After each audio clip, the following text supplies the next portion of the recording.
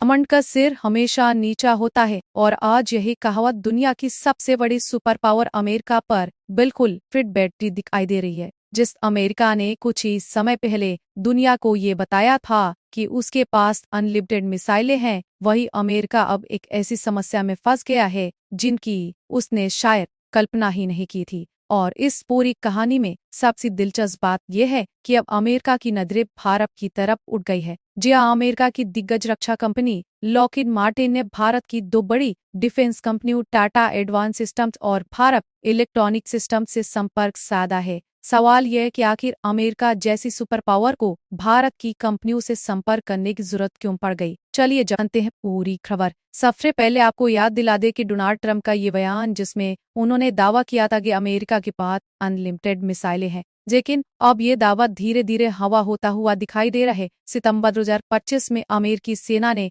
Lockheed Martin के साथ एक बड़ा समझौता किया। ये समझौता करीब 9.8 बिलियन डॉलर का था। इस समझौते के तहत अमेरिकी सेना को 1970 पैक 3 इंटरसेप्ट मिसाइलें मिलने वाली थी। ये वही मिसाइलें हैं जिनका इस्तेमाल दुनिया के मशहूर पैट्रियट मिसाइल डिफेंस सिस्टम में किया जाता है। इन इंटरसेप्ट मिसाइलों का काम होता है दुश्मन की बैलिस्टिक मिसाइलों और ड्रोन को हवा में नष्ट करना। लेकिन समस्या यहाँ से शुरू होती है। अमेरिका ने 1970 इंटरसेप्टर मिसाइलों का ऑर्डर तो दे दिया, लेकिन अभी तक इनकी पूरी डिलीवरी नहीं हो पाई है। इसी बीच मिडिल ईस्ट में हालात तेजी से बदलने लगे। खासकर ईरान की मिसाइल और ड्रोन क्षमता ने अमेरिका और उसके सहयोगियों की चिंता बढ़ा दी है। रिपोर्ट्स के मुताबिक यूएई ने हाल के तनाव के दौरान अपनी 6 पैट्रियट बैटरियों को एक्टिव कर दिया है। इन बैटरियों से 390 से ज्यादा पैक 3 इंटरसेप्टर मिसाइलें दागी जा चुकी हैं। अब स्थिति ये बन गई है कि यूएई के पास अमेरिकी इंटरसेप्टर मिसाइलों का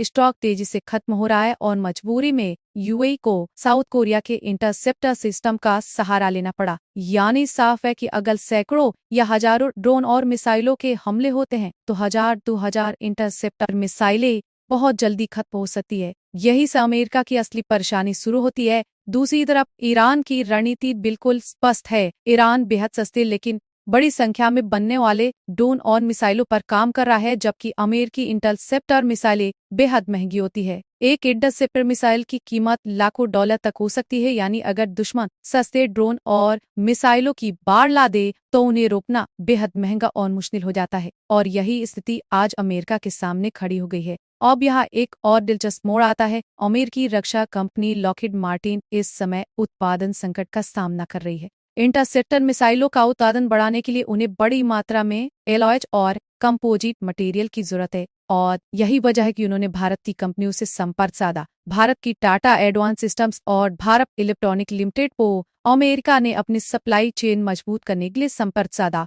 असल में मिसाइल बनाने की प्रक्रिया में सबसे पहले एयरफ्रेम तैयार किया जाता है। एयरफ्रेम बनने के बाद ही उसमें सेंसर, इलेक्ट्रॉनिक और विस्फोटक सिस्टम लगाए जाते हैं। अगर एयरफ्रेम नहीं बनेंगे तो मिसाइल का उत्पादन ही रुक जाएगा और यही वो क्षेत्र है जहां भारत की कंपनियां मजबूत मानी जाती है। लेकिन कहानी यहीं खत्म नहीं होती है। इस संकट के पीछे एक और बड़ा कारण है यूरोप की नीति। दरअसल हाल ही में डोनाल्ड ट्रंप ने स्पेन को लेकर कड़ा बयान दिया था। उन्होंने स्पेन को नाटो से बाहर निकालने तक की धमकी दे दी थी। इतना ही नहीं, स्पेन के साथ व्यापार बंद करने की भी बात कही गई थी। लेकिन शायद ट्रंप ने ये नहीं सोचा था कि अमेरिकी मिसाइल उद्योग में स्पेन और यूरोप के कई देशों का भी योगदान है। मिसाइलों के लिए जरूरी है एलॉयज और कंपोजिट मटेरियल, जिसका बड़ा हिस्सा यूरोप से आता है।